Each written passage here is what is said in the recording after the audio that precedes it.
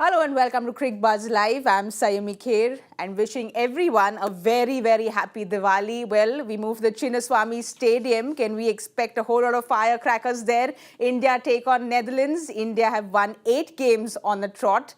Let's welcome the two sparkling gentlemen in our studio, DK and Simon. Welcome to the show and wish you all both a very happy Diwali. Happy Diwali to you and happy Diwali to everyone.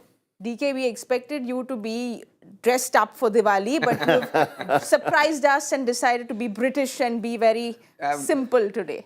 No, I have a little bit of FOMO today, I feel. Everybody in the studio, everybody I turn left, right, all are wearing Indian clothes. I don't know why I didn't think about it. I must admit I'm going through a bit of FOMO at this point in time. Be nice to me today. Been rushing around everywhere. It's hard to pack. When you've got so many suitcases, we travel so much, it's hard to pack everything for every occasion. That's the hardest thing about what we do. But to be fair, I tried on a jacket. It just didn't go well with this combination. It's all right. Very You don't have to awkward. feel so bad because everyone loves the way you are. So you don't have to feel so bad. Well, if they like the muted designs, then please.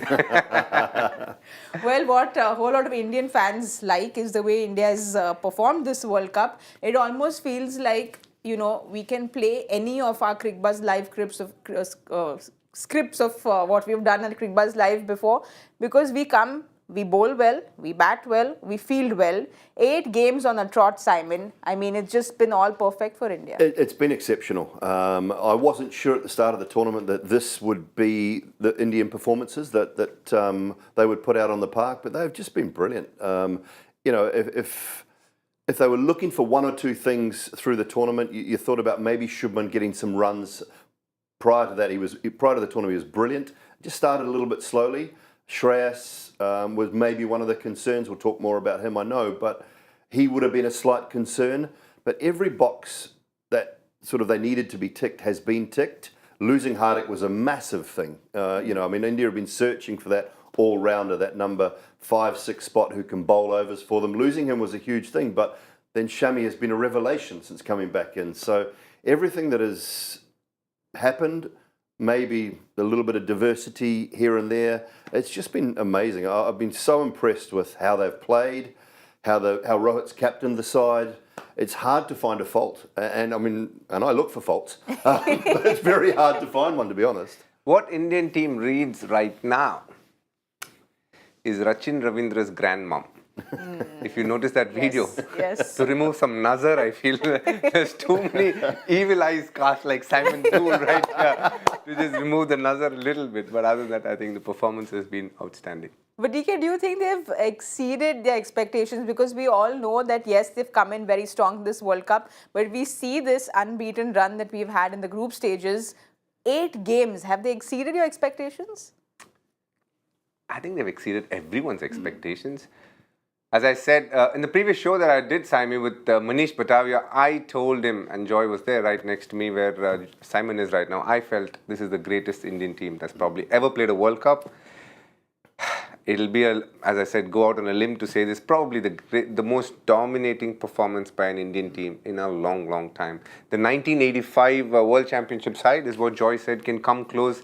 I asked yesterday, Ramiz Raja, and he said that they were a very good team.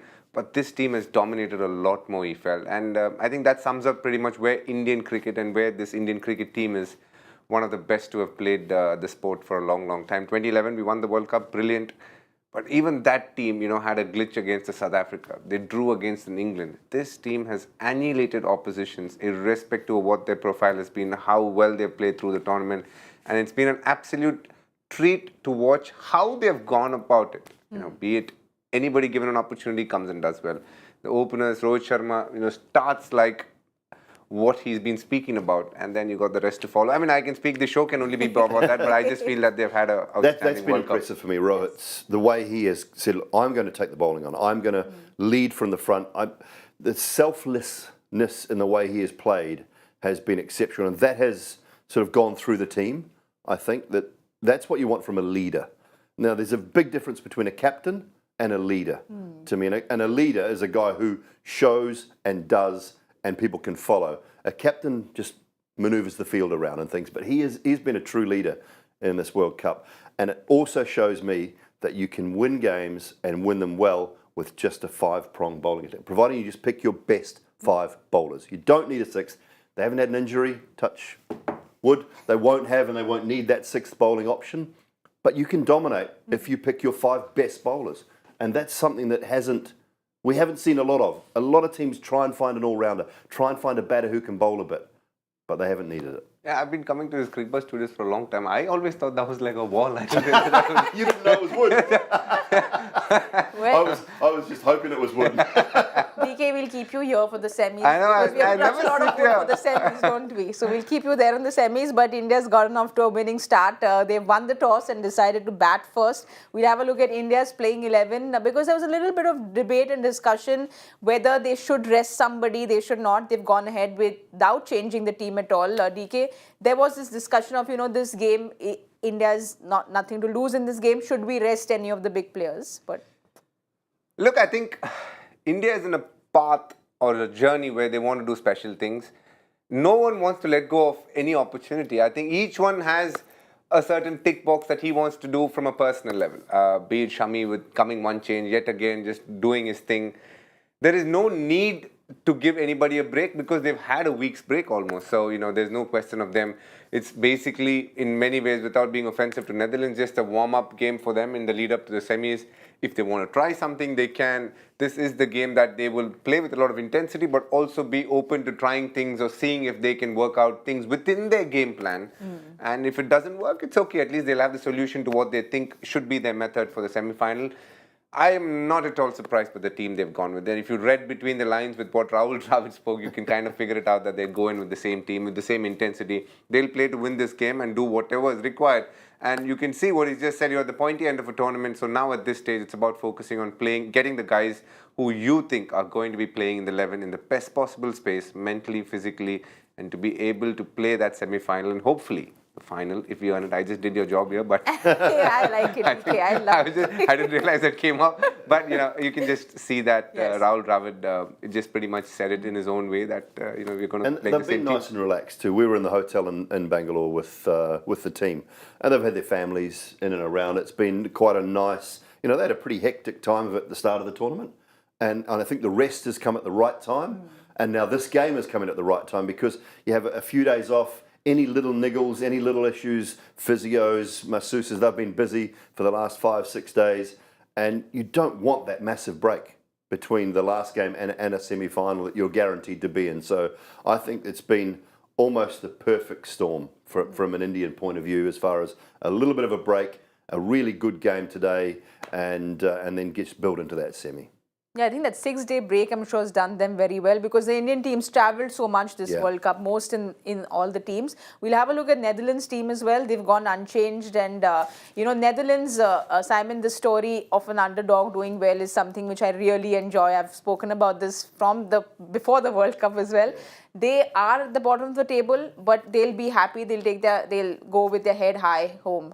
Yeah, the realistic goals, I think, for the Netherlands coming into this tournament would have been they would have targeted games maybe against Bangladesh, Afghanistan in particular, and probably looked at beating one big team, beating one of the big sides. They've ticked 2 of those boxes. Been a little bit disappointed they possibly didn't perform better against a Sri Lanka or someone like that. But you want to beat one of the top dogs, which they did with South Africa, and then maybe target 1 or 2 of those games that you feel you might be on a bit of an even keel with, and even par with. So I think it's been a decent tournament for them. Have they ticked all their boxes? Probably haven't played quite as well as they felt through the qualifiers, but I think it just shows you the level and the standard of the jump between the qualifiers and the actual tournament proper. Now, you look at sides like the West Indies missing out, Scotland, Ireland, those sorts of sides missing out. That tells me that the next tier are getting better, and that tournament is a good tournament to have leading in, but it's a jump. And, it's a pretty big jump to come to the tournament proper. And they've probably felt that, and they now know what they need to do. DK, Logan Van Beek spoke about how Netherlands back home cricket's not the biggest thing, but winning against South Africa, winning against Bangladesh, it's made the headlines, it's made the news. Vikramji spoke about it as well and said that, it will just inspire people to take up the game. I think Netherlands has been a success story, not to the extent that they would have expected, but they've surprised a lot of us. I think they had a good start to the tournament, even though they lost the first 2 games. And when you do look at the scorecards, you'll feel that they were in many ways beaten comfortably, but they actually, at points in the game, troubled the opponent. They were playing big opponents. But post that, after they won the 2 games, one against South Africa and one against Bangladesh, South Africa was probably the biggest upset in terms of how this tournament has gone about. And Bangladesh, they played a beautiful game. What I completely agree with Simon, that it's a tournament where they could have done better with the kind of skills that they showed, but somewhere they just dropped midway. And when I look at the way they played in the World Cup qualifiers, that was quite a defining moment for them in cricket, because they lost a lot of players, they did brilliantly, and to have qualified after beating good teams, West Indies, Zimbabwe at home, Nepal was playing some good cricket, Ireland and Scotland, and come out of that was actually a massive effort without some key players. But this World Cup, when actually they started well, I expected them to be way better. I actually expected them to be around the 7th or 8th mark, but they're right now in 10th, which I think is a tad bit unfair. I think they played a better tournament than Sri Lanka and Bangladesh. It's just that probably when they've lost very poorly, and that's what has really pegged them back. But it's been a good tournament, and I'm happy that players like Logan Van Beek, Paul Van Meekeren, all of them feel that playing for Netherlands, and if they end up playing a little more international cricket, they can start competing with the rest of the countries who are playing the sport. Well, it's been a good tournament for Netherlands, but it's been a great tournament for someone I'm going to talk about, and he's on our Naukri career score. Well, I'm talking about Virat Kohli, because on our Naukri career score, Naukri.com uses its expertise in helping grow careers and applies this to cricket stats. What we get is a whole new way of looking at cricket careers, and Virat Kohli has jumped up in the Naukri career score. He's at number 2 now, just under Shubman Gill with 718 points. Well, phenomenal World Cup. He's just had a phenomenal World Cup. DK, I just want to ask you, you've seen Virat at close quarters, and Virat is someone, we know what Virat was in 2016 at his peak. Then he went through a little bit of a lull, if I can say. A lot of people had a lot of things to say, but he's come back so strong. So is this the same Virat, the 2016 Virat we see? It's a very different Virat. It's a more mature Virat. It's one who's made peace with a lot of things in his life. You've got to understand what he achieved up until 2016. Not many people have, because to consistently be there and win big games and do those big things required to be called that special player. And he was doing it consistently. I think only probably Sachin to an extent has come, he was someone who did that so well. And Virat actually at times did surprise people with the kind of performances he put up. He had that massive peak, and you were expecting a trough at some point of time. It had to happen. COVID struck, and I think there were a few moments where his batting derailed a bit, but he's batting beautifully now. His mindset is the same. He's changed areas in his technique though. His belief in winning a game from any point is the same, but he's found a different approach about how to go about doing that. And that's the changes he's made. And you can see if he's number 2 today, it tells you a lot about the amount of mental effort that he had to put in. Because I remember in 2021, in that RCB season, when things were just not going well for him. And as you can see, it was probably the lowest point in his career. The one thing the man kept doing is working hard. Just trying to find a solution every day to get better. And that moment didn't come easy. It took time. And he's gone through that tough period, but he did it with a smile on his face, and he didn't let go of anything that he was doing prior to that. And I think that is what has helped him do well. And when he started doing well, he's again gotten back to his consistent best. And that for me is definitely not what he's done on the field. A lot of it is what he's done off the field. The hours that he's put in, the invisible hours which people don't tend to see, is what makes Virat the man he is. Well, you spoke about consistency, but on our Naukri career score charts, Simon, we've seen this World Cup. He's somebody, when the chips are against him, when the team is down and out, he rises to the occasion. And we've seen this against Australia, 3 for 2. From there, Virat does what Virat does, which is why he's up there in the consistency and in the situational performance we see here. His consistency and his situational performance, he ranks up there. So we know what he does when the chips are against him. Situational awareness is one of those things that is not always measured in cricket terms. Understanding the game. The worst thing I hear players say nowadays is, that's the way I play. No. The situation of the game dictates how you should play. And at times that means soaking up 10 or 15 deliveries. The run out of Sky against New Zealand. It could have easily, a lot of players would have gone, oh dear, what do I do now? He understood the situation, knew what he had to do. Those sorts of things that I admire immensely about Virat. Now, off the field, I don't know that there's a cricketer that works harder. I don't know there's a fitter cricketer, even at this age. I'm not sure there's a fitter cricketer in the world, a guy that works harder, that puts more time in. DK's point about the off-the-field stuff, I talk a lot about this sort of thing. When your life balance is in a great place, when your family situation, everything off the field is taken care of, and you feel like you're in a great place, you can actually go out onto the field and perform without too many worries. Now, I said probably 3 years ago, I think maybe on this show, I wanted to see him give the captaincy away, because I thought then you would see the best of Virat Kohli to the end of his career. It was just immense amount of pressure. Captain in all three formats, captain in RCB, incredible amounts of pressure on that guy, not only there on the field, but off the field. Everybody wanted a piece of his time. Every advert you saw had his face on it. There was an incredible amount of pressure on him. And as soon as he got rid of that, I think it took some time post that, but he's now understanding that his life is in a great place, and we are transferring that now to the field of play. He'll go down as one of the greatest ever players, if not the greatest ever player. His situational awareness, his ability in run chases, that's something, and I talked about Maxwell's innings the other night. So many of the double hundreds have come setting. When you have to chase, that's when the pressure's on. That's when everybody wants you to do it. That's when the opposition squeeze you. All of those things are what you admire about what Virat has done. And how he's performing in this World Cup is I mean, it's no surprise, I don't think, but just the exceptional way in which he carries himself in those chases, in and around that team environment. He is a player that all of those young guys coming through in India look up to, and rightly they should, because he sets the standard, not only with his batting, but with his fitness, with his attitude, all of those things. He sort of unleashed the modern cricketer, the modern Indian cricketer that has a little bit of, I'm coming to get you. Yes. You know, I mean, and not that didn't happen. There wasn't a lot of that when I played India. There wasn't a lot of that. Saurav had some. He brought a bit of it in, but I think Virat's unleashed the sort of the aggressive nature of the modern cricket. The urban young Indian. Yeah, absolutely.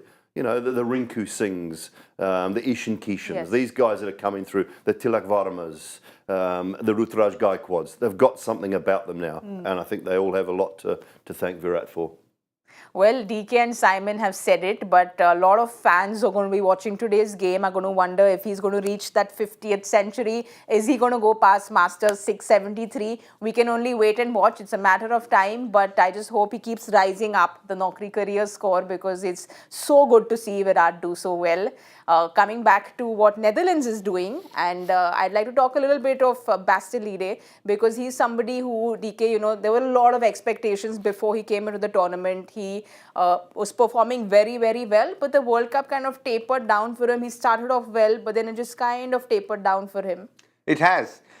At the start of the World Cup, he looked like, among the other teams which are playing, the slightly smaller nations, if I may call them that, he looked like the guy to watch out for.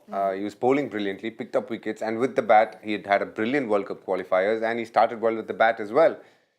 And he's kind of tapered away, sadly so. As you can see, I mean, 47 is what he did, but more than the average, it is actually the quality of runs that he got. When he got them when it really mattered, and that is very important. He's bowled, and those wickets can be a bit flattering. I think Simon will speak a little more about that at the times it came, but overall, he is a player, or rather, I'll put it this way for you.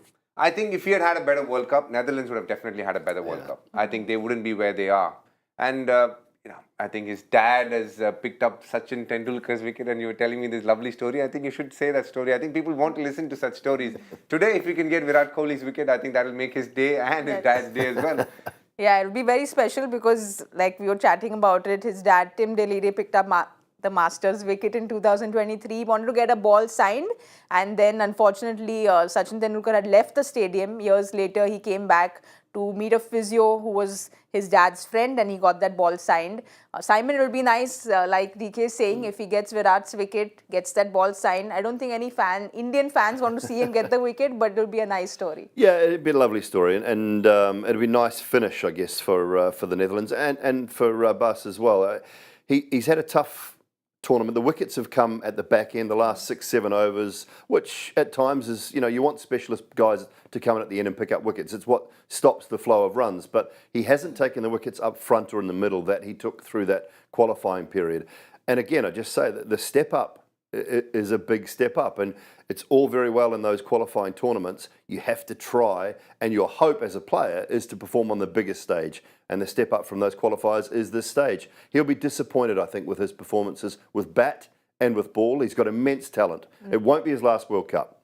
He's still young enough to play another World Cup, providing the Netherlands make it through. But I think he was a part of that puzzle that they would have been heavily reliant on. Those two key all-rounders, him and Logan van Beek, were the two key all-rounders with bat and ball, and the rest of the team could mould around them. There's been a couple of other parts of that Netherlands outfit that haven't quite worked for them throughout this tournament, but he'll look at those numbers and he'll think, man, I didn't quite get it right in the tournament proper. So he'll be a little bit disappointed, but I think he's got more days to come. It's very interesting. Simon keeps saying that Netherlands find the step up a little hard rather. It's a very tough one. The thing is, right now, the top 5-6 nations which are playing, their FTPs don't have time for the smaller nations or to play these nations. Now, these nations end up playing against each other a lot, and with what Simon is saying, you will go up to a point beyond which you want to obviously compete against the better teams to figure out how to get better and how to, address those situations. So that's always a bit of a catch-22 situation that ICC is trying their best to work around. But it is an area that needs to be addressed because teams like Afghanistan and Netherlands have shown if they get the support and they get enough bilaterals or if they get enough matches against the higher ranked nations, they can definitely step it up. But as of now, they seem to be playing against each other, amongst themselves a lot more. Yeah, it's absolutely true, which is why I think, the IPL also comes into play there, which like a Basilide would have wanted to come and play in the IPL. He plays for MI Emirates, I think. But I think this also will help just players from Netherlands or, smaller nations, like you said, to come. If they play in the IPL, it will help. You put a performance on the board here. I mean, you look at Omazai. He's going to get a contract. He's going to get an IPL contract guaranteed. The way he has bowled and batted through this tournament for Afghanistan, if he doesn't pick up an IPL contract, I'll be very surprised. He's a quality all-rounder. So you perform on this stage, you get an opportunity to play in the biggest and best tournament, T20 tournament in the world outside of a World Cup. And that is the IPL tournament. So, that's what you're looking for. The smaller tournaments, the ones where the franchise owners own a part of a smaller tournament as well, those are the first stepping stone. And if you can perform there, show that you've got the goods, then that next level is beckoning. But, it is all about putting that performance on the board in this World Cup. I've talked a lot, DK, about sides when they go to England should be going to the Netherlands just for one game. Play one game in the Netherlands, whether it be Australia, New Zealand, anyone. If you've got a tour to England, the Netherlands is a 45-minute flight. Stop off, play one game, give that board a boost, get a sold-out crowd in, and then go to England and start your tour in England. If you're going to South Africa, go to Namibia for one game and then go down to South Africa. I would love to see that. I worry that the schedule is so packed now. How are we going to move forward? How are we going to get to that point where this may happen? Because I think it would be an incredible boost for those home nations of the guys that play in the warm-ups, the second-tier nations. It would be an incredible boost for Pakistan and New Zealand and India, South Africa, to stop in one of those countries for one game and then move on. I'll go one step further and say that when the major nations go for one game, it'll help them more monetarily. It won't probably help them improve their cricket. But what they can do is India A, Sri Lanka A. They can organize triangulars and quadrangulars to play amongst each other, because if you're playing a A team of an India or a Pakistan or a Australia, they are high quality players there. And if you get Netherlands, Namibia, the likes of Ireland, Scotland to play against them, for sure they'll be better off in their game. No, I think it's a great idea, and I think a lot of people listen to what happens at Cricbuzz Live, so I won't be surprised if we see this change happening, because everyone listens very carefully to Cricbuzz Live. I just want to remind all the viewers that India has won the toss and they're going to be batting first. Because we're batting first, there's somebody I'd like to chat about who has gone through a lot of noise outside the field. There was a lot spoken about his form. He had injury, he came in, people spoke a lot about his the weakness to the short ball. He came out at the press conference and said, I don't think I have a weakness. Shreyas Iyer, DK, I feel he's someone who's been extremely important to India's middle order. The runs have done the talking for him in this World Cup.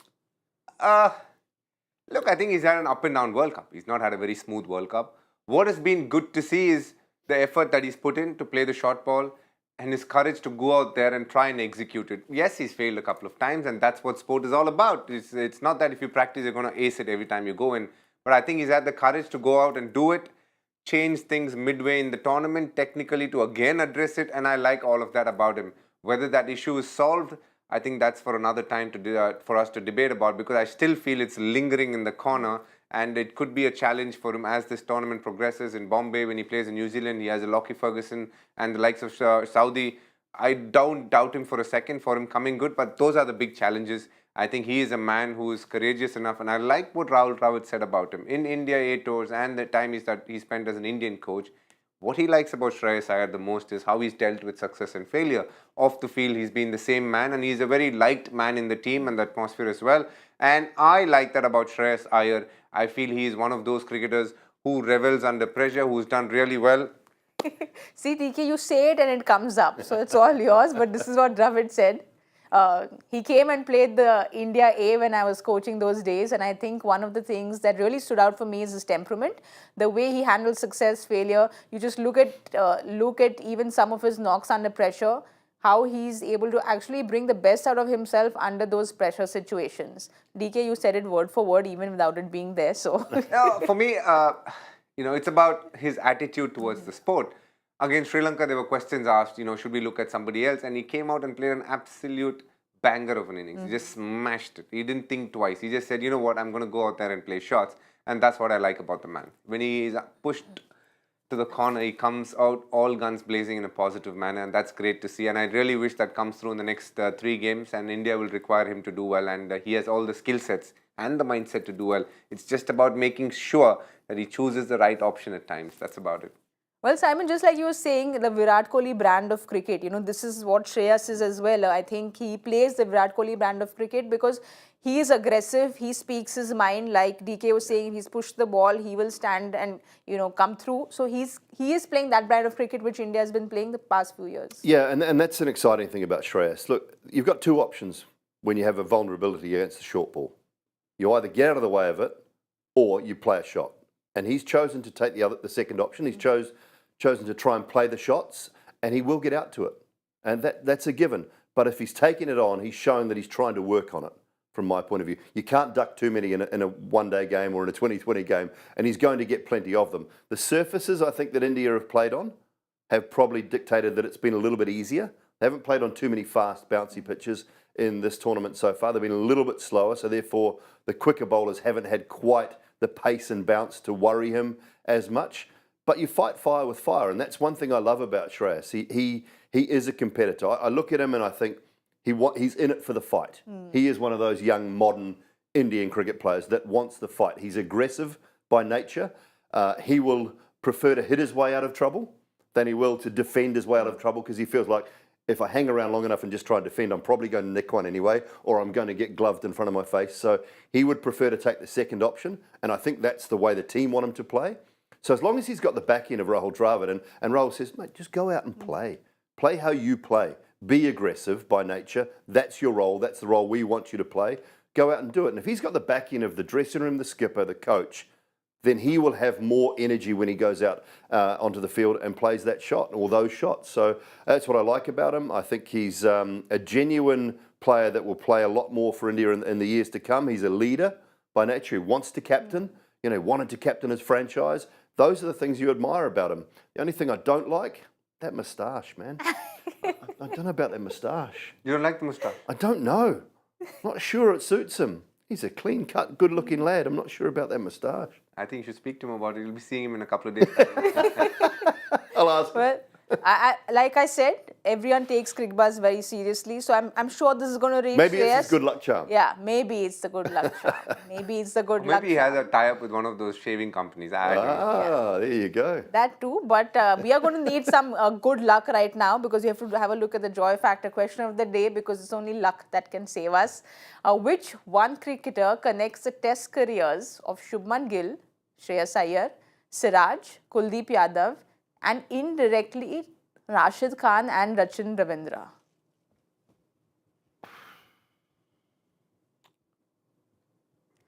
One of the few ungoogleable questions. No, but I think I have a slight hint Oh, lovely. to it, so I will tell you all when we eat. But do you all have any clue at all? Yeah, You do, I Simon. do. And I feel so dumb, it's not even funny. I do. I could be so far wrong, it's not funny, but I've got a little inkling. No, I think And I don't know why. But I've got the name, but I don't know why I don't know why the name is there. okay. We'll chat about this Okay. because I'm sure if I have gotten a slight inkling, I'm sure we've got 1,000 answers in because I never get Joy Factors questions, so I'm sure with 1,000 answers in. Now, Rohit has hit first ball 4, so we have to quickly get to our prediction. I'm giving all the. Wow, that was clean and clear. 400 for DK. I'm going above that. I'm going to go 426. 426, I'll go with 390. Well, it's a Chinnaswamy is going to be very, very high scoring. It's Diwali. We're going to see some firecrackers. 400, 426, 390. That's what we've got. And well, we've got Rohit in the center, so I can't keep you all waiting, and we shouldn't be waiting either. But don't forget to join us at the 15th over point at the Cricbuzz com box.